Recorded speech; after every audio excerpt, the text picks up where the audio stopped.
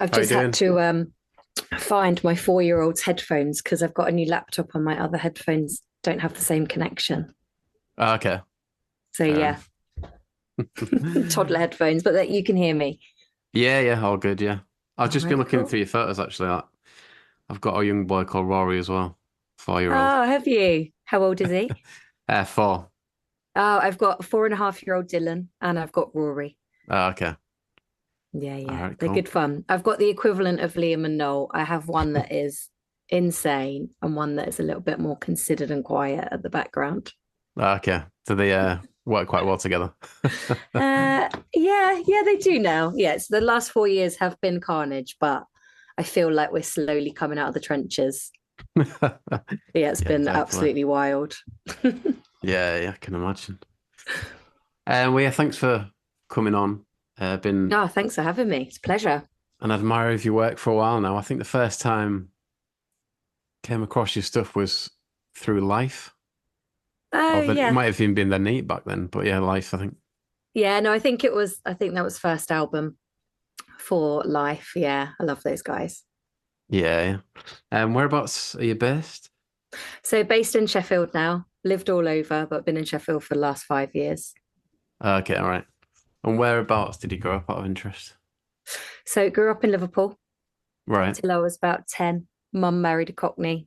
So I got uprooted and moved to Tottenham Hale, which was a little bit different to what growing up in Liverpool was like. Then we moved to Hertfordshire, and then as soon as I could get out of there, I was in London.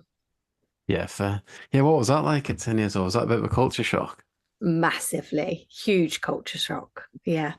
Um, yeah, lots of diversity, lots of different cultures, people I hadn't seen before. Yeah, it was very different, but I loved it. Yeah, got on really well. So went to school in Ferry Lane, just down the road from White Hart Lane football ground. I remember getting the tube on my own, Oh, like really? to What, 10 school years when I old? was about 10. Yeah, which seems absolute crazy now. But yeah, then we moved to a place called Stevenage in Hertfordshire, which yeah, not one of the best places in the world, but Yeah, yeah, yeah. that was home for a long time. Yeah, I spent a bit of time in Hitchin when I was a kid because my uncle Yeah, lived there. so as soon as I was about 16, I moved myself into Hitchin and then Okay. London. So there's just a bit more going on in Hitchin, music wise. Yeah, yeah, I always heard about that club. Club 85. That's the one, yeah. Yeah, I know. I think it's gonna get shut down. Okay. It's just on the verge of closing. Remember, it was always in the NME gig listings, but I never actually went. But yeah. Yeah, I went back. We were living in London and we went back because Good Shoes were playing on one of their last tours and they played at Club 85. Oh, yes. Yeah, it was great. What a band. I know. All right, cool. I mean, you mentioned some interesting stuff. Like if we take it back to the early 2000s, you actually met your husband on the Libertines Forum. Is that right? Yeah, well, a bit more long-winded than that. So Okay. when I was in Hitchin, I was with a gang of people that we discovered the Libertines pretty early on, kind of paying a fiver and jumping through a trapdoor at the Duke of Clarence kind of stuff, sneaking into venues, leaving your shoes in Pete's bath and watching him play in his flat or whatever. But it was a few years after that I went to see the Strokes at Camden Dingwalls when they did that really small show under the band name Venison, Yeah. 2010. I got Um, duped so with that a few years later. yeah. So it was a mutual friend of mine, Lisa from .org days, introduced me to Paul there, and that's where we met. But we'd been in the same scene for about 10 years and just never crossed paths. Okay, right. So yeah, it was a friend of .org that kind of introduced us. And but yeah, we'd been part of that scene together. But he was in the Midlands, like Nottingham and Burton, and I was in London. So that's probably why we never crossed paths before then. Right, right. Okay. Yeah, how was that? Because I was got done by the hoax about the Strokes doing the same thing in Oh yeah, I 2018. remember. I know. I was so tempted to go down to that. What Absolutely gutted. Oh what was God, the it was actual gig like? incredible. Yeah. Yeah, I mean, I'm a huge Strokes fan. Yeah. And it was only by chance that a friend of mine from .org had got a ticket. And I think I got him into a show like a couple of years previously. I think it was, oh, what was it? I can't remember the name of the venue, but I'd won tickets on Radio 1 or XFM or something to another secret stroke show a couple of years back. Can't for the life of me think of the It's not venue. that was it 2006? Yeah, maybe. ULU or something, maybe? Yeah, it was one of the university venues. Yeah. I remember having a gold wristband. I got him into that. So then he managed to get tickets to Dingwalls and was like, well, I'm going to have to sort you out. So yeah, he got me tickets to that. It was absolutely wild. I can't even really remember the gig. Just I remember sweat pouring off the ceiling and looking around and there being like Ryan from WizKid and then the Cribs were there. And I think Chris Martin was outside. Like it was just nuts. Oh wow. Yeah, it was incredible. So I did see them that year at Rockness Festival in Inverness. Oh yeah. Because it's just Yeah. like absolute hit Amazing parade, wasn't it? times. Because it was before the fourth album, so it's just like just an amazing set list, yeah. Yeah, those first three albums were just insane, weren't they? Yeah. My favorite track ever is the opening track to second album. Whatever happened. Yeah, like Yeah, yeah. of all time, I think it just when you listen to that, it just transports you back to that era. I worked in a record shop at the time, so I had the copy of the album on the Friday before it was released on the Monday. All right. We were just like driving Amazing. around Hitchin, I think, blasting it out. So, like, if you don't mind me asking, like, how old are you, just so I can get a Oh, I'm reference? 43. Okay. So you were a great age for all this kicking off then in the early 2000s, Yeah. basically. Yeah, massively. I saw Ryan of Yard Act fame at Tramlines on Sundays, the same age as me, and we had a good chat about what being 43 means and having lived through all like everything coming out, like the Strokes, Libertines, Oasis. Yeah, good time. It was, yeah, I think I was about, I don't know, early 20s when Strokes and Libs first hit. I mean, I was just in Camden every weekend. Yeah, yeah. Every Yes. weekend. It was, yeah, what a time to be alive. And yeah, just taking it back then to those Libertine stories, like so you literally were part of those kind of guerrilla gigs as they were called, or just random gigs. Like what was that Yeah, I like? remember working in an admin job for my stepdad. Like was doing like tree surgery quotes or something really lame, and just having .org open as a second tab, XFM on .org as a second tab, and just it was just nuts. That just you just be waiting for them to announce what they were going to do, and the rumors would just be circulating, and then it would pop up and be like, yeah, Duke of Clarence, bring a fiver, 8:30, or Pete's Flat, or Filthy McNasties or any of those things. And then obviously with that came all the bands of that era, like Paddingtons, Unstrung, Special Needs, all of that. So it was just something going on all the time. And I was in a band myself for a short while in that scene. Yeah, we didn't ever make it really, but we played a few gigs around that time, which was good fun. Yeah, yeah, that's interesting. And so what how did that come together? Because we wanted to be the Strokes. Yeah, Yeah, yeah. definitely. If you look, Andrew Kendall, do you know Andrew Kendall, photographer Yeah, yeah. from that time? Yeah, so he took some photos of us, and if you look back, we're just yeah, all wearing shirts and ties. It's hilarious, but I love it. We're called the Home Wreckers Club, and it was just born out of a love of the Strokes. We just play Stroke songs and change them. Right, I yeah. could not play bass to save my life, but I just wanted to be in a band so much. And we had, you know, we did some shows with. I know you've had Charlotte on a few times because we were in Hertfordshire. We've done loads of shows with the Subways and Special Needs and all those kind of bands. So yeah, it was really fun to be a part of it in that way. But the majority of the time I was just getting really drunk and going to gigs. Yeah, yeah. Sounds all right, I'd say like 4 or 5 times a week. Obsessed. yeah. Yeah, I mean it must have been I don't know, like when I was young you kind of assume it's the norm when you're getting all these bands and all these great nights. Was it kind of the same for you at the time? It was just like, oh, this is just what's gonna happen now. Yeah. Yeah, it was just when you look back, it was a real melting pot of I don't know. I don't know if you'd call us like misfits or tearaways, or it was just such a group of people that were so similar at the time. That everyone was working an office job and everyone just loved it so much. That was our entire existence was just going to gigs. I mean, I kept that up pretty much until now. I mean, I'm still a serial gig goer now, but it's not, yeah, it's nowhere near the same. But yeah, when you look back, you're like, yeah, the stars just aligned for those few years when Yeah. everyone was just in the same mindset, I guess. Yeah, it was Yeah, good yeah. fun. You hear a lot about libertines.org I never really went on it myself, but was there a real community on there kind of thing? Yeah, massive. Yeah. I mean, I never went from Stevenage or Hitchin really with anyone from there. I just went and met people, and it was the same for everyone, really. We've got friends there. We've still got friends from there now. Like our main friendship group is just fragmented around the entire country. It's just all people that are in that scene. Um, yeah, so massive community. I don't know.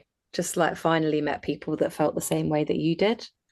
I remember being the Yeah, only girl at school that liked Oasis in an entire year of like 200 people. really. Like I was the only girl who liked music. So to then go and find a community of people that loved it as much as you was just brilliant. Yeah, yeah. I mean, Band of Thorns were massive at that point, weren't they? I remember like the White Stripes one, not being part of that. It was like, I don't know, it's just a lot different now. It was like its own little world kind of thing, rather than just it's a bit like cookie cutter now with Instagram and everything, isn't it? I guess. Yeah. Yeah. I think the Yeah. only other forums I was part of at that time was the others had one called 853. And the other one I can remember is the Ordinary Boys. And I've no idea why I was part of that one. Great first album, to be fair. Great first album. Yeah. I look back and I'm like, yeah, I was on three forums, the others, Ordinary Boys and libs.org. But yeah, it was so brilliant. So good. Great Yeah. times.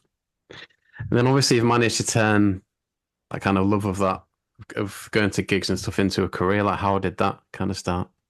Yeah, I know. It's ridiculous, isn't it? Just a massive, whenever I tell people this, I'm like, I am just a massive fangirl and I had to be a part of it in some way. And I tried to be in bands for years. I was in 3 bands in total. I don't know if you know the guys from Six Nation State. I You think so. heard of those No. guys?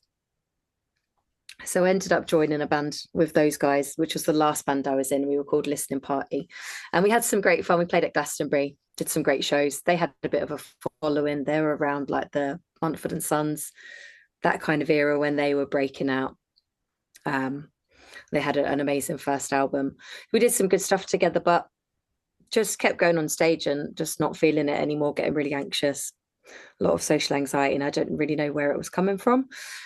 So I quit that, and then I'd always had a camera with me, and I was just like, oh, do you know what? I was gonna try to do music photography. I've got enough contacts from people I know. Managed to get myself into the cribs at the garage, I think, when they were doing those Wichita shows. And it just went from there. I think that thrill of like being at the front was the same thrill as being on stage, but I Hmm. wasn't on stage. I was kind of like protected by the photo pit, and I just fell completely in love with it. And because I was in the ecosystem of it, I was just out there asking for opportunities. Doors were opening, and somehow just managed to wing it to where I am today. Yeah, yeah. Yes. And like, how do you have to have another job when you're doing that, or did you just kind of throw yourself into it? Yeah, I got stuck in an admin job for like I think 13 years. I worked for the rail industry. Right.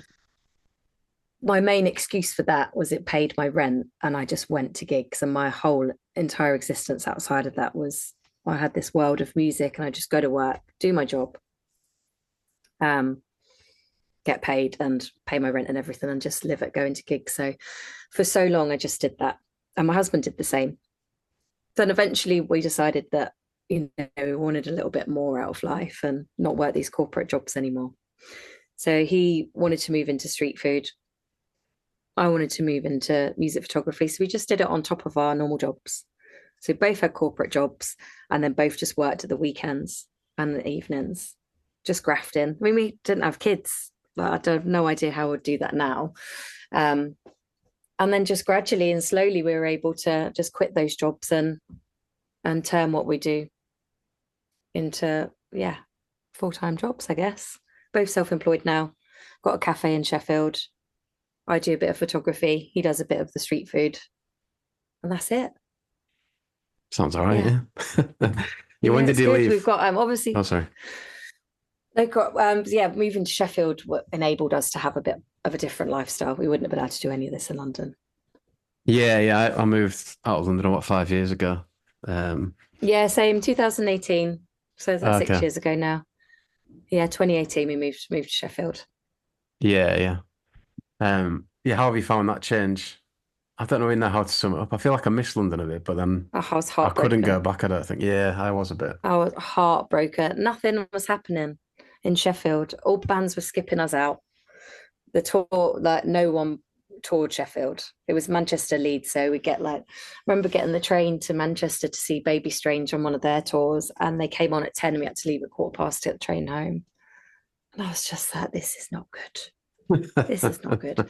And then the same to Leeds. This is when I was still drinking. I don't drink anymore, so I drive everywhere, but just couldn't get to a city and back, even though it was only about an hour away to see a band.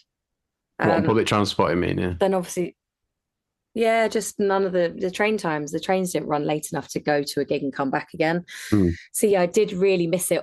Although the first day I walked onto my local high street, Leas from Fat Whites walked past me because he was living in Sheffield recording that Fat Whites album at the time. And because I used to live in Brixton and I used to pass Leas on the street in Brixton, it was a little bit of a home from home that moment. I was just walked onto my high street and saw Leas, and that would have happened in London. That was the only thing that made me feel like Sheffield possibly had some potential. Then lockdown happened.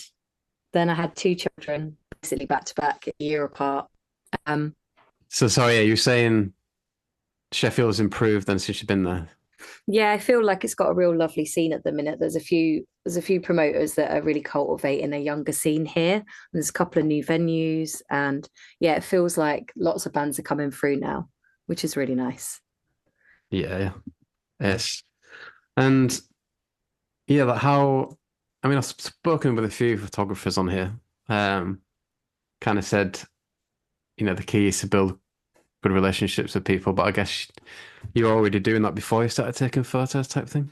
Yeah, so I had a few, but yeah, so I definitely started with the contacts that I knew. And I knew a few promoters and stuff like that. So yeah, I just used those contacts, and I think that was just when Instagram's really kicking off as well.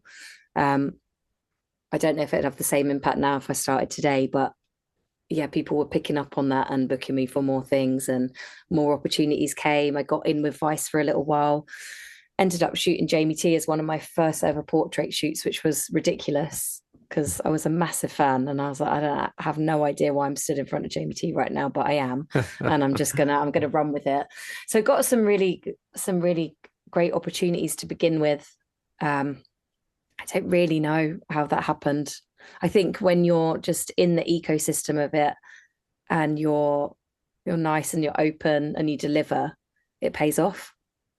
Yeah, it's interesting. It's a good word for it, I think, ecosystem. Because I was just talking to a guy called Mark Hampton, who was like hairdresser for like all these Oh bands. yeah. I think I saw your post about that. And that's how he summed it up really. It was just like he was just there and he got on with people, and Yeah. it's just like a snowball. And he could just if he could literally like, look at a festival lineup and think, oh, I know that person. I'll just text him saying I'll cut your hair if you give me some passes Yeah. There's and stuff always a like way in. And my husband's like such a tearaway. They've got so many ways of like how they trick their ways into gigs over the years, that. You in his like memory boxes, or he'd probably hate it if I called it that. In like his boxes of stuff, he's got like thousands of different colored wristbands and pens, and like they would just flag their way in somehow. We'll have to get him on the podcast. Oh well, yeah, they used to put on Arctic Monkeys in Nottingham when they were in uni. Oh, really? Yes, definitely have to Yeah. get him on. Yeah, he's got they were called Tudor Rats, and they put on a few shows, and yeah, they caught on to the Arctic Monkeys early on.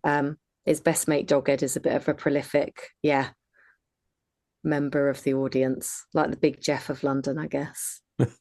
Yeah, everyone Yes. knows him. They'd be great on the podcast. Actually, they've got some wild stories from back then. I can't remember what my point was. This is the baby brain. No, yeah, it's just I think we were just saying about like the ecosystem and Oh stuff yeah, really. like just being able to get into stuff. I've got friends now who'll say, I haven't got a ticket for this gig that's happening next year. I'm like, come on, there's always a way in. There is always a way in. So yeah, I think that was it. It's just whatever I wanted to do, I would just reach out to promoter, band.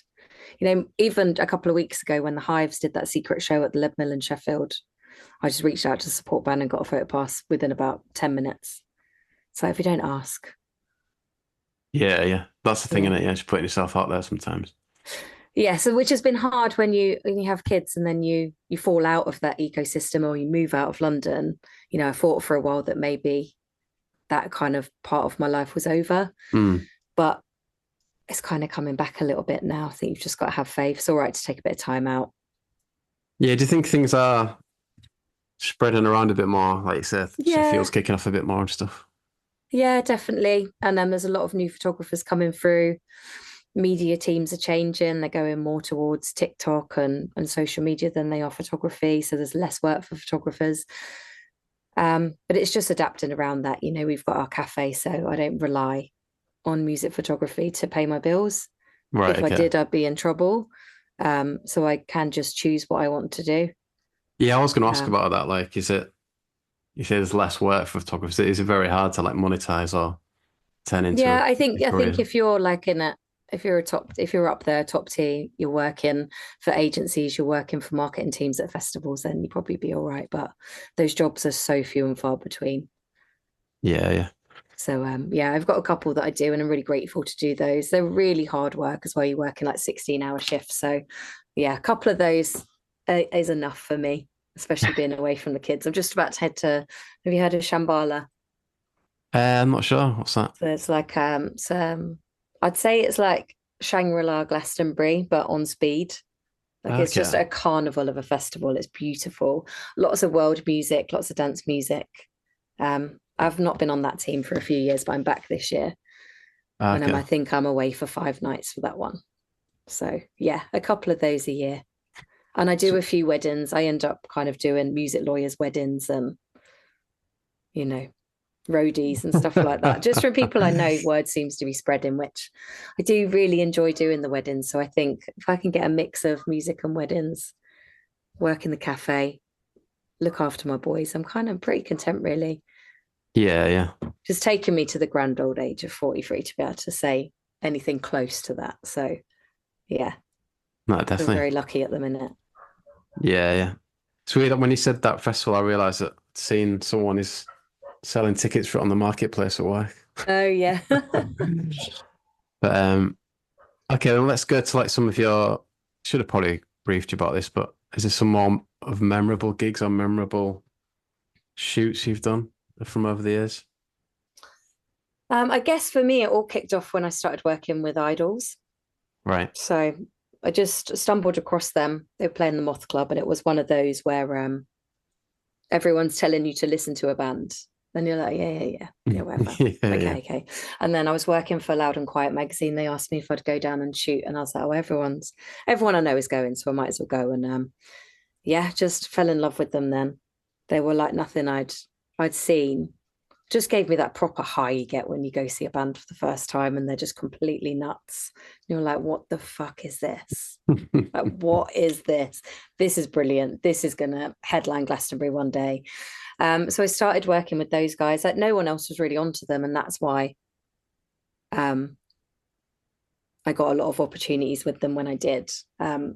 So probably one of the most memorable ones that I've ever had was going with them to support Foo Fighters at the O2, which Right. was yeah, just insane because of the guest list that was walking around backstage, like Kylie, Brian May, Taylor Hawkins, all people like that. Yeah. Um, so in terms of like stuff I've shot, that was definitely the most exciting, most fun one. I'm trying to think of like memorable.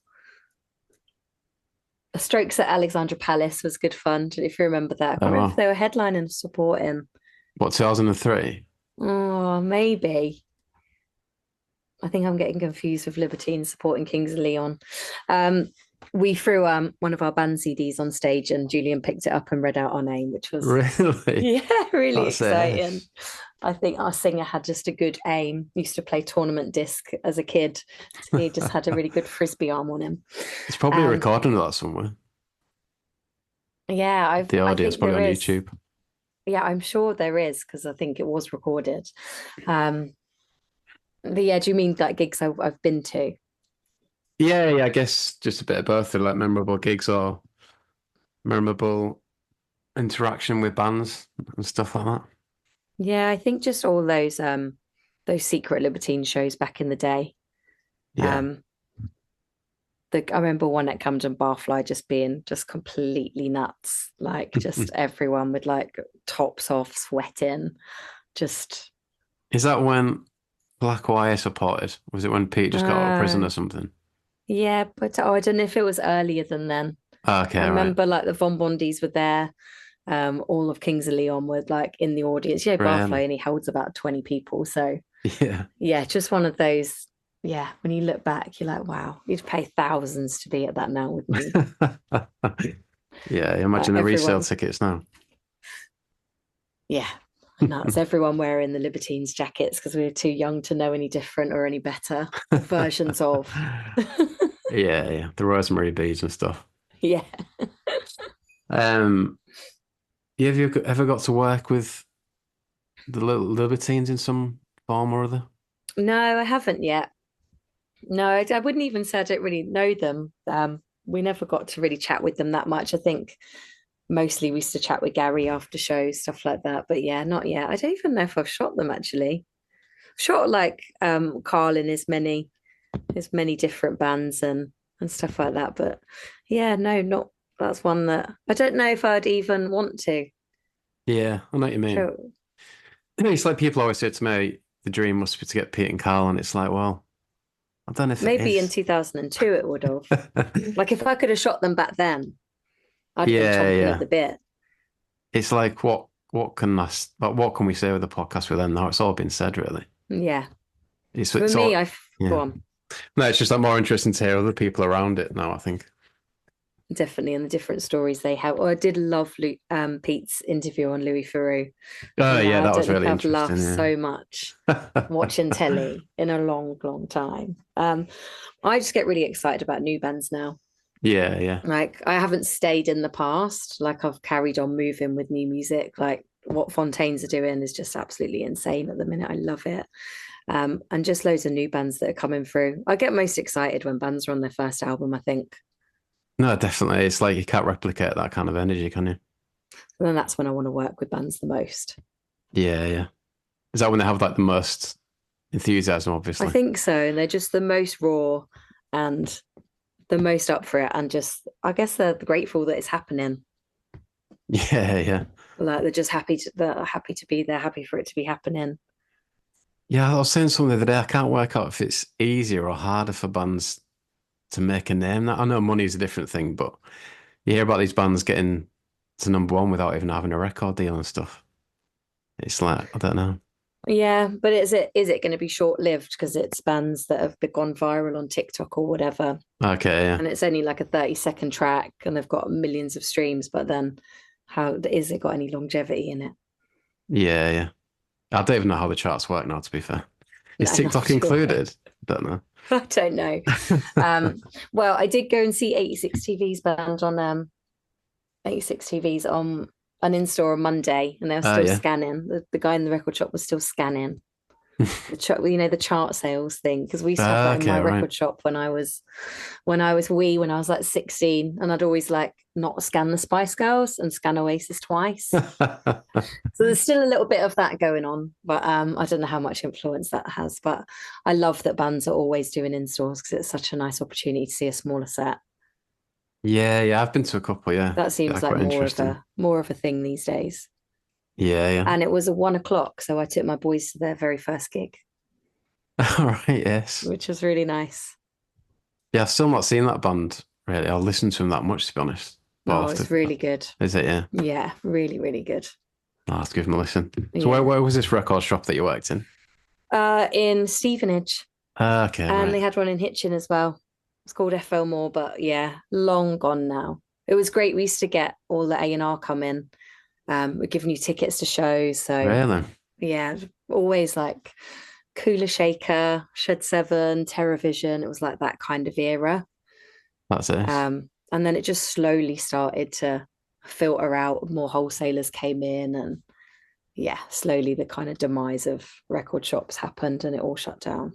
And then I took an office job, which was probably the worst thing I could have ever done. But we're not there anymore. So Where was that based out of interest? Is it yeah, Victoria?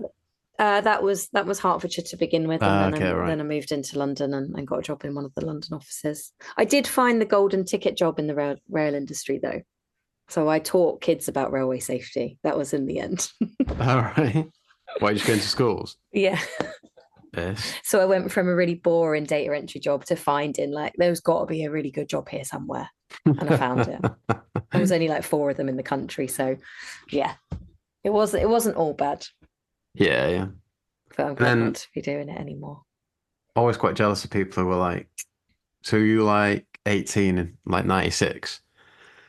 So 96, I was still at school. So I saw Oh, okay. Oasis was my first gig in 97. I think I was 16 then Right, right. that I was caught. Oh, wow, amazing. Was that Be Yeah. Here Now kind of stuff? Yeah. Yeah. Coming That's out of it. telephone box. I mean, I saw them a lot on that tour. Like I was Oasis obsessed. Really, yeah. Because wasn't Yes. I've heard, Mairead from Queens of Noise. Apparently Yeah. she was like an obsessive as well. No, I don't know. I mean, lots of people were. I don't know why I'm making that observation, but it's just interesting with the Libertines link as well. Yeah. I mean, yeah, there's loads of similarities, I think. Yeah, yeah. Maybe that's why the Libertines appealed so much because they just had that like we just do not give a fuck about anything attitude. And I Yeah, think yeah. so many of us needed that at the time. Yeah, it's Like your that kind of attitude, isn't misspent it? youth. It's definitely that attitude. Yeah, yeah, it is because like it's that attitude like Doherty had that like he was just himself. Like you could tell it was just him being him and Carl as well, obviously, but it just doesn't come around very often, that is it? Yeah, just like wholeheartedly, this Where is they're not me. trying to crowd please, it's just like doing what they want, yeah. But that is exactly what I saw in Idols at the start. Like the exact same thing you've just described there. It's Yeah, like, yeah. wow, these people are like, yeah, they don't care. But they're reaching and connecting with everyone, and that's what Libertines were doing too. Yeah, yeah. Yeah, I do I like the think newest stuff, Idols. It's great. it's really good. And it's gonna change, not gonna be as angry and raw as they were 10 years ago, which is yeah, it's almost been like 10 years since brutalism. So Yeah, yeah. about 7 or 8 years now. I think it kind of suits me, the newer stuff. I'm a bit maybe a bit soft for all the shouting, I don't know. Yeah, I loved it. Loved it. Just always want that. I don't know. Everyone who I'm friends with from back in that libertine scene, we're all just like, yeah, we talk about it now. Like we're all just like, don't know, on our own in our own little communities and just needed something to connect to. And Yeah, I yeah. think that's why libertines were so important to all of us and still are really. I saw them on that small tour they did last year and they played in Derby. Okay. I think that was the first time I've like properly loved them again for a while Yeah. since the early days. They were authentically them again. Yeah, yeah. I saw them on like another bracket anniversary thing that was pretty good. And you can just kind of yeah, it takes you back to that point, I guess. I'm Yeah, looking forward to Baby Shambles doing something as well. I don't know if you're ever into them much. yeah. I think that'll be good. Pete's playing in Sheffield soon. He's supporting. Do you know the band Melbourne? Yeah, yeah. So You Melbourne are supporting doing Melbourne. Okay. well. Yeah, there's like Rock and Roll Circus do 3 gigs in the summer at Don Valley, and yeah, Pete's on one of them. So I think we're gonna get a babysitter and go down and see what's happening. Yeah, yeah. Yes. And yeah, just talk about idols, like you ended up making a film about them or contributing to a film about them. Is that Yeah, right? so well, first of all, when I first started with Idols, it was about 3 months in. I just started to meet people because I was at like every show in London. They couldn't get rid of me. Um, I just kept meeting people at the gigs and having these conversations, and they were so similar to the conversations I'd had around that Libertines time. That I was like, I've got to bring these people together. And with my experience from .org, I was like, I'll start a fan group. I'll start a Facebook group because Facebook seemed like the right place for it. And Joe nicknamed all the fans Afgang, so yeah, called it Afgang, and it slowly just started to grow. It's got nearly 40,000 members now, which is crazy. Mm. There's like a whole team of us that ran it. Got merch range, it's crazy. It's good fun, but through that, there's a guy called Mark Archer who directed the Idols film. He was living with drummer John at the time, so had a bit of an in with the band and had started documenting and got in touch and said, I'd want to use some of your photos. So we met up for a beer in New Cross, and it was then I said, oh, you probably want to film some of the Afghan because we've got some real amazing stories here. You know, lots of people that have said Idols basically saved their life, you know, in many different ways. And he didn't know anything about the fan community at the time. So we started working together, doing some interviews, and then that became a real big part of the films. And he ended up asking me to produce the film with him. So I did some filming, interviewed people like Steve Lamacq. We got Felix White from the Maccabees in, interviewed all the band, and yeah, ended up being a producer on a film on a music documentary, which was brilliant. And when that came out, that was enough for me to kind of put a fork in that era of working with that band and doing all that stuff. And then took that step back and went and became a mum. Wow, It was a really yes. nice way to like close out. I don't know, I feel like since I was young, I've just like really felt like I needed to validate myself in some way.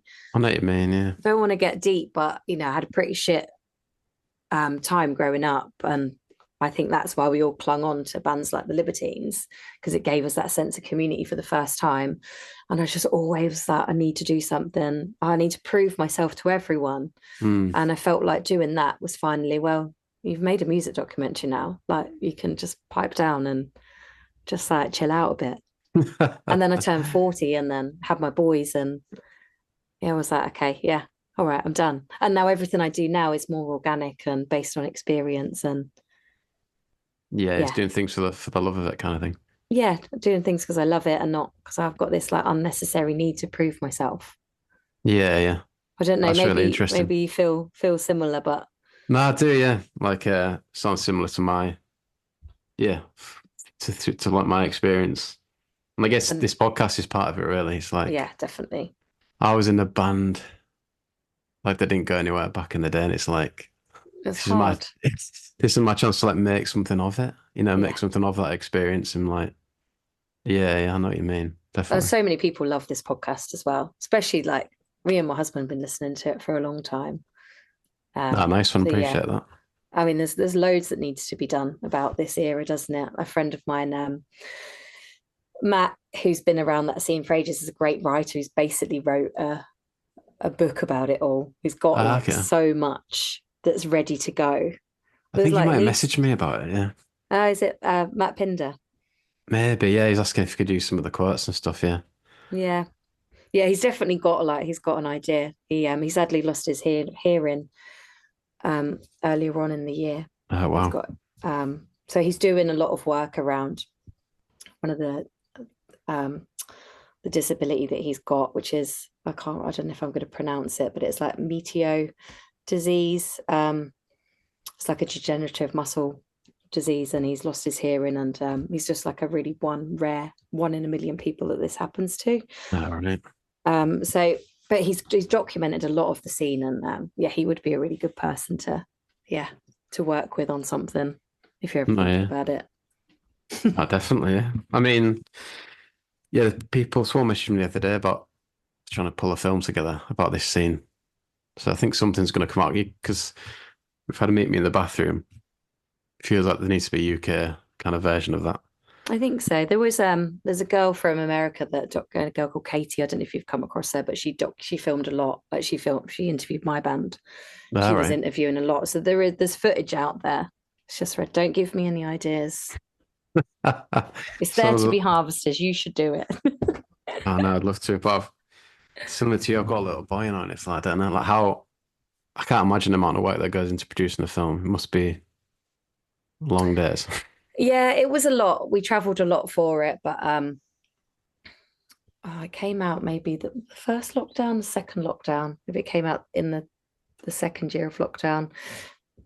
So the majority of it was editing. So All right, a that's all lot of right it then. was archive footage. So all the interviews were done pre-COVID. So we had everything. And the majority of it was editing, which is really talented Ah, guy okay. Tom did for us. So yeah, Yeah, I with guess that's what yeah, it'd be for this thing as well, wouldn't it? it'd all be archive footage, and then interviews that would sit on top of it. I'll come up with a million ideas, so don't ask me. This is my problem, is I need to just slow down. Yeah, yeah. I mean, like archive footage like unseen archive footage from that era just feels like gold dust, doesn't it? Yeah. Yeah, Like Gordon. we were interviewed, we were supporting John's band Yeti. Do you remember Yeah, yeah. Yeti? In it was a venue near Earl's Court, maybe the Troubadour. It's like a downstairs sweaty venue. Yeah, and then we got filmed, but I mean, I would love to see that. Yeah, yeah. It's like Gordon Raphael posted a video the other day. I don't know if you saw it. No, I don't think I did. It was like a flat party in 2001 with the Libertines and Razorlight Oh and God. Scarborough Steve. Oh yeah, yeah, yeah. Did you have And Scarborough Gordon Steve on Raphael. here? No, I'd love to get hold of him, but I've not found him on social media. Oh, I'm sure I've seen something about him recently, but yeah, I can't remember what. I've seen something somewhere. Yeah, yeah. Because I Yeah, think he all like those played a part in names. finding the Paddingtons and stuff like that. That'd be Yeah. interesting. Did you go and see them on any of their reunion shows? Paddingtons. Paddingtons, yeah. Yeah, They were good well, fun. the last time I saw them was 2018 or something Yeah, I think in we went. London. What was that venue called? Mango. Mangle, yeah. I did some Polaroids. I'd started to do my they were supported by a band called Sleaze, Oh, okay. who's like Brixton band we used to hang about with. So I took my Polaroid and got some Polaroids of them that night. Yeah, that was when I was like slowly moving into music photography. Ah, right, okay. Yes. But yeah. And then I became a massive obsessive of skaters. Oh, Yeah, really? Josh is yeah, I mean, like That's crazy. interesting. We went out to South by Southwest, like basically just to see them. And we saw them Wow. play like five shows for South by Southwest, maybe like 2012, 2013. Then when they came and did like Great Escape, and yeah, they felt like there was another little thing happening then. One thing we Yeah, all yeah. got really excited about as well. That Great Escape felt really special when skaters were there. What year was that? 2013, Okay. 2012. Yeah, I know what you mean. I'm from Hull, so like Okay. remember seeing them in Hull around that time. Um Oh, I loved them. yeah. Have you heard his new stuff? Michael's new stuff is quite Yeah, good. love it. Love him. Yeah. It is good. I remember thinking like I mean they got signed pretty quickly, didn't they, Skaters? And then Yeah, I mean, they were very cool. some So, of the songs should have been massive. yeah, Misty huge. Massachusetts is like if that can't I remember thinking if that can't be big now, then indie's a bit on its ass. Yeah, maybe it was just wrong time. Yeah, maybe, yeah. Like, I Want to Dance, if that had come out in 2002, would have been massive, wouldn't it? Yeah, they'd have had a great time in that era. Anyway, kind of gone all over the shop here, but I know. That is how interested. I am, though. I'm a bit all No, over it's the shop. it's my fault, really. uh, interested in the no drinking because I've not been drinking for about 15 months now. Yeah. Oh, well done. That's longer than Yeah. me, I think. Ah, okay. What was the catalyst for that? Oh, I mean, I was a classic binge drinker back in the day. Yeah, But, same. not, I wouldn't, I don't, I was just getting pissed watching bands. I was having fun. Yeah. I wouldn't say I ever did it to like make all my problems go away, or anything like that. And I never had an addiction problem per se. But yeah, I've probably been thinking about doing it for about 5 years before I actually did do it. Hmm. Just it hurt. It hurt the next day. Yeah, yeah. And I've always been all or nothing. So I'm just all in or I'm all out. So yeah, it would be, or like with music. If I like a band, I'm obsessed about a band or a scene or a genre. Yeah. And it was the same with like partying and drinking. I'd always be the last one up, that kind of thing. And Yeah. I look back now and it probably was like masking social anxiety or like just running away from like previous traumas or whatever. No, I know what you mean, definitely. And It's then like you end up playing like a different character, don't you? yeah, On a night absolutely. out. Yeah. Oh yeah, completely wild. But I think we were all doing it. Yeah, do you think it's We part were of the all scene, like happy. the hedonism thing? It was completely because everyone, yeah, maybe they weren't happy when they went home on Monday morning or they were walking out of Dom from the other's flat and going to work at 8 o'clock in the morning. But like the times we were together, we were all really happy. I've Yeah. spoken to a lot of people now who have been diagnosed with like a neurodivergent diagnosis like ADHD, and you're like, oh, it's all making a lot of sense now. Like about 7.orgers that I know. It's hilarious. We have these conversations, and music photographers. I think it's like the chasing that high which you used to get from drinking and going to a gig, and it was also like driven, wasn't it? Yeah, definitely. Like Yeah. eyes on the prize. And then as you move out of that and things slow down a bit and you settle down and have kids, you just start to maybe just look at that relationship a little bit more with No, definitely. alcohol, Yeah. and why you were doing it, and what would it feel like if you didn't do it. And it feels like an impossible task to begin with. Like, how I can't not drink? That'd be insane. But also, I can't go out and be out till 5 in the morning. Yeah, yeah. It is like Can't. it's that night out scenario, and it's like I can't go easy. If like Yeah, yeah. you got the whole night ahead of you and I've not got my boy, it's like, well, obviously just gonna go It just doesn't until I end, does can't it? go. I can't go anymore, yeah. Well, I was chatting to some friends about this when I went out for a birthday meal with some friends. I said I'll stay for dinner and then I'll go home because I don't drink. Whereas if I did drink, there would be no end to my night. Yeah, You, exactly, you yeah. don't see an end to it. You're just like, what's next? What's next? But when you don't drink, you're like, well, I've had dinner. So I'll just go home now because Yeah. there's nothing else here. But yeah, I was on a stag do last year for my best friend who I was in a band with. And we were at Sam Fender because he loves Sam Fender. He loves Newcastle. So we're at Sam Fender at St James's Park. And I don't know, I was just looking around thinking, yeah, that's not for me anymore. Yeah. Everyone was drinking, everyone was locked in a football ground. They're all talking about like wanting to call a man and pick up after. I was just like, do you know what? I'm done. I'm done. Yeah. I've got two little boys at home being babysat in their pajamas, and that was it. That next morning, haven't drunk since. Right, yeah, And it's like I feel like it's a superpower now yeah. I do know what you mean, yeah. because Definitely. I've still got really frantic energy when I'm out working at festivals. Like I'm still pretty high, Yeah, and shooting and being with my favorite bands just gives me that. I'm just buzzing the whole time. yeah. Yeah, someone described it as like everything's the same, but like you just go home a bit earlier, basically. Yeah. And you don't say things that you don't really mean. Sometimes you do, and sometimes you still have a bit of social anxiety, and, Yeah, and yeah. my mouth goes faster than my head a lot of the time. But like it doesn't, you don't guilt yourself or shame yourself, or anxiety goes. I mean, my hangovers were horrendous, Yeah. Well, I horrendous. mean, the one that stopped me drinking was just next level. I left myself a voice note I and just said, want to hear it. never, I might put it in the podcast. Just like Do it. never forget this feeling because you can't do this again. Oh, mate. And then never drunk since. But, um, There's a yeah, really yeah, great podcast that I listen to called They Think It's All Sober. Have you heard of it? I don't think so. So it's got two guys from the music industry that run it, and they interview various celebs and people like that. But my favorite part is they go into their most debauched nights out. So I've always been obsessed with reading about addiction and stuff like Yeah, I know that. what you mean. Yeah. So like Danny Sugarman's book about managing the doors was like my favorite book for years because it was just so debauched. Leah's from Fat White's book again, like the stories that are in that book. Um, Did you read Pete's books out of interest? Sorry, his recent one. no, the most recent one I read was the one that his mum wrote. Okay, I read that recently actually, but Yeah, which I really enjoyed. But no, I've not read his most recent one. But I'm obsessed. Like I love reading about addiction, and yeah, like got two parents in recovery, and my mum she works in a YMCA with people that are basically heroin addicts and all kinds of people. She's stayed around those kind of people because she finds that good for her recovery. right, So okay.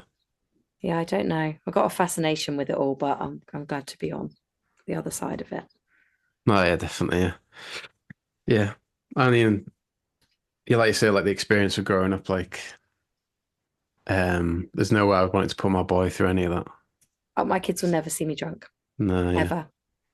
And one of my sons, who's like the Liam Gallagher, he's definitely wild. He's definitely going to be one you've got to like watch. I'm like, I will give you no trauma. We're going to channel this energy into something really positive. But I mean, you don't know how it's going to go. But when he's just like, he's got that last man standing energy. right, yeah, So I'm sure the people those kind of people. But yeah, it's really important for me. I mean, my husband drinks, but it's never been an issue for him. Yeah. But for I, me, it was like all or nothing, a real binge drinking. yeah, I've wondered whether I could like start doing that again with meals, like have a red wine or something, but I just Yeah, don't think it's not really worth the risk. no, and it hurts because your body's not used to it. So Yeah. I started just having a couple of drinks, and I just have a migraine at like 3 in the morning. Right, yeah. Yeah. Okay. Turned it Let's into a sober pod. I know I'm quite enjoying it. Uh let's just move it back into photography then. Like Yeah. how do you like have you just honed your own skills basically? Yeah, Yeah. completely. I think now I really want to try and develop and um, like learn my craft a little bit more. For the last, or maybe I've been doing it since 2016. I feel like I've really just wung it, and I don't know how I've done that. But now I'm able to take a little bit of a step back. Um, yeah, I feel like I really want to start learning some of the theory behind it. I start developing in other areas. Ah, okay, cool. So is that I mean it sounds like you're having a good time just doing what you want to do really. Is there any Yeah, I like do other like a few, ambitions or like career wise, I'd like to do more wedding stuff, purely to as an income. And I've been really lucky with the weddings that I've had have all been surrounded with music and alternative kind of crowd. So I'd really like to build my portfolio on that. Didn't think I wanted to do music festivals for that much longer, but I've had a really great year this year. So I'm just redoing my portfolio to put it in front of some people for some potential new work next year. why is it quite Um, hard work kind of thing? it is, and I just think after being a mum and not doing it as often, I just lost my confidence with it the last couple of years. I Okay. was going into festival situations on the back of no sleep, having two very small children, and maybe I should have just took a bit of a step back for a while. Yeah. Um, Why have you and kind of just got to like is it quite a competitive space? I think when you're just not using your camera all the time, you feel like you're going back into situations not knowing your craft, Right, and you're okay. like learning. It's like you've picked up your camera for the first time because you haven't practiced because you've been tending to like the needs of two little people. Whereas now they're getting a little bit bigger and a little bit more independent, and I'm able to use my camera a bit more. Like, yeah, it's all just coming back to me. And I just had an amazing time at Tramlines, which is one that I work every year. Yeah, I'm really excited for the future. So, Nice one. yeah, Like, what advice would you give to anyone getting into photography now or music photography? into music photography, just to really focus on what's around you. So, if you're in Hull, just be down the polar bear, like Well, be I'm in in your, Manchester now, but yeah. you're in Manchester now, just be in your local community, documenting your scene Yeah. and what's around you. Um, there's a really great guy in Sheffield called Benji, and he's just brought a book out based on all the little bands in Sheffield, and it is stunning. Like, it doesn't matter how big the bands are that you're photographing, it's the work that you're creating and just building your own network and community and just being nice. Like, it's not hard to be a good person. Hmm. I've been told I've been on festival teams not because I'm the best photographer ever, but because I can work in a team and people can trust me. So, there can be a lot of ego in it sometimes. And Yeah, it's yeah. just going in and being good at what you do, but also being good in a team as well. Yeah. No, yeah. That's interesting. And just putting yourself out there, you know, Yeah. Nah, for sure. just Um, asking for opportunities. And if you don't get asked to do something, you don't get taken on a tour or whatever, just being comfortable that not everything is for you all the time. yeah, I suppose that's it's like everything and it's like recovering Yeah. from getting knocked down or whatever. Yeah, I mean, it happens all the time. Yeah, it Yeah, happened to yeah. me loads of times when thought I was going to get opportunities that I didn't. And it's really heartbreaking. They just think, do you know what? It's not all about you. Like, bands can work with whoever they want because they've chosen someone else doesn't mean that they don't value your work or what you bring to the table. It's just they wanted something else. Yeah, yeah. And like, if it's not a resounding yes, don't do it. But that's hindsight, isn't it? Well, yeah, I bet they, I was gonna say, is there anything you do differently or kind of No, I think you just Looking got to back. fly by the seat of your pants when you're trying to do something. I'm sure it was the same with you doing this podcast. Like, just fuck it, let's do it. Let's just do it and see what happens. Yeah, it gets to a point where it's just like now or never, I guess. Yeah. Yeah. And like, why not? Why can't you? Why can't you do this? And why can't I go and shoot those festivals? No, definitely. Yeah. And I always like to ask people how they like say you're big into new music. What's your main source of new music now? What is my main source of new music? I definitely don't want to say Spotify. I The know I think it's algorithms on very uncool for Spotify some are reason, isn't unreal, though, aren't they? it? Like they're ridiculous. I think just having such a massive network of musicians on my Instagram. So I'll always see like if someone started a new band or if there's a new band up and coming, like music photographers in America will start sharing, you know. I'm trying to think of a band that I've picked up over recent years. I like, I don't know, Hmm. Bodega or Bambara, or just, like, because I know so many music photographers from across the world and I've met a lot of them. Once they start sharing stuff in their scene, I'll pick up on it before music fans will, Okay, right. before it's like even played on the radio here. So that's Yeah. probably my greatest resources, my network of people that I know through music on my Instagram. Yeah, yeah. Is there anyone you'd want to work with in the future, if you could? Hmm. God, there's probably loads. Yeah. I mean, I still have bucket list of shooting the Strokes, although it's just not the same as it would be. I'd love to do a tour now. I did quite a lot of work with Idols, but I never really went on a full tour.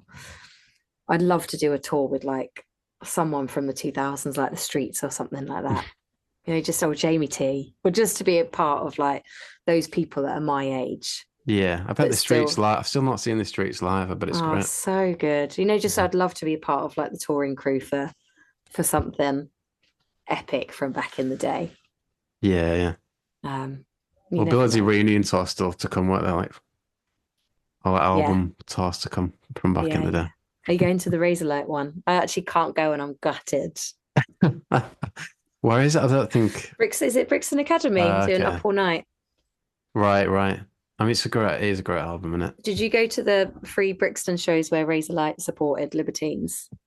No, no. Yeah, that was fun. I think that's why I'd like to see it there. Yeah, I was Is kind of it Brixton? fascinated Is by that Brixton open? Or relationship. have I just made all that up? Yeah, hasn't it been kept open, I think, by Yeah. who's going to close or something? Yeah. There's definitely a London Up All Night album show that I can't make, and I'm so sad about it. Because it would just I just know how many people from the scene will go, and Yeah, it would be yeah. such a reunion. Yeah, there was a Razorlight film that one of the a clip from the podcast kind of opened the film Ah, from nice. Conor McNicholas, but it's never seen the light of day. Mm, It's been about I think it's on it happened with the Towers London one as well. yeah, I'll be being passed around lawyers, I'm sure. And Yeah, is now it I quite know through difficult that making a aspect of film it? Yeah. that yeah, there's loads of stuff like that to go through. So I'm sure it's like it's on the cusp of being released. Yeah. Yeah, I That'd be didn't get good to too see. involved in that stuff, but there's a lot that has to happen for a film to be released when, yeah, there's lots of Yeah. Yeah. people involved. Okay. Is there a particular song you'd want to play the episode out to? Should have asked you this before, sorry. Oh, I guess, yeah, that first track from that Strokes album, whatever happened. Okay, brilliant. All right, cheers, Lindsay. I'll let you go, but that was great. Thanks for All right, no worries. chatting. Thanks for having me. I might have to give your husband a follow on Yeah, Instagram. do. Yeah, he's not very doesn't post a lot, but yeah, I'll find his Arctic Monkeys posters and I'll send them to you over Instagram so you can see. Ah, nice one. All right. Yeah, he'll definitely have some chat from back then. Yes. Well, I might have to get back onto the radio show if you ever fancy it as well. Yeah, Just play some definitely. songs. Yeah, love to. All right, nice one. Well, I'll Thank be in you. touch and stuff, and yeah, take care. All right, nice one. Nice to meet you. And yeah, see you See you later. later.